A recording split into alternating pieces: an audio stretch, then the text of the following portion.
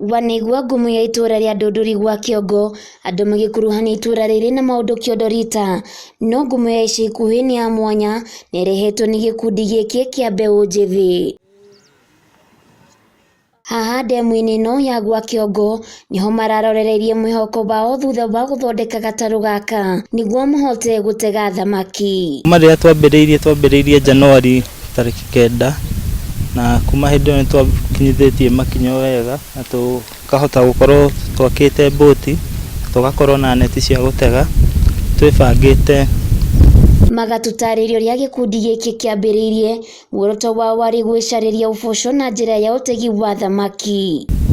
Gĩkundi gĩkĩ twambirie twĩna aim ya gũkũria gũkũ gwitũ gwa Kĩongo, tondũ twĩna maĩ na maĩ ma nĩtuonire twĩna experience, amwe itũ twĩna experience atĩ no tũhote empower youth itũ na tũhote gũkorwo tũgĩkũria gũkĩra mũndũ akauma gũkũ gwitũ agathiĩ gwetha wĩra kũndũ kũraihu. No twambie wĩra gũkũ o ithuĩ twambie empower ithuĩ ene ũhoro wa gũtega thamaki na ũhoro wa boat ride. Na totegi wa thamaki tukuona marauga gatarũ gaka no kahote kũgucĩrĩria agendi arĩa mokaga kwĩrorera ndemu ĩno.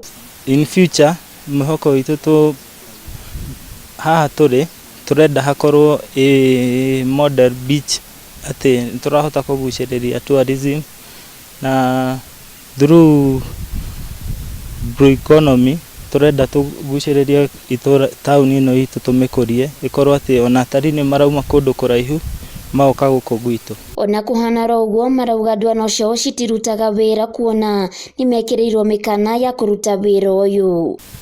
Nĩtũtegaga sometimes nĩgũkorwo ta rĩu nĩ twagaga na chance ya gũtega nĩ ũndũ wa gĩkundi kĩngĩ gĩkoragwo kuo.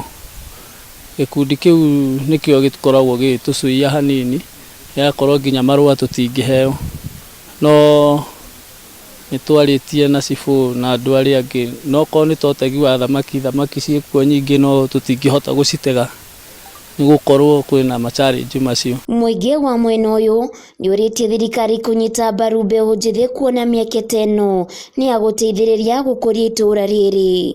Rĩrĩ mbeũ njĩthĩ guothe bũrũri-inĩ makoretwo magĩteta nĩ wagi wa mawĩra. Mbeũ njĩthĩ kuma gũkũ Ndũndũri gwa Kĩongo nĩmorĩtie thirikari nene o ũndũ ũmwe na thirikari ya kaunti kũmanyita guoko kuona nĩmagĩte na rĩciria rĩa kwĩmathĩra ũboco wao wa o mũthenya. Handũ-inĩ ha Kameme TV ndĩ kaunti ya Nyandarua kuma gũkũ Ndũndũri gwa Kĩongo, rĩtwa rĩakwa nĩ Waithĩra wa Kĩhara.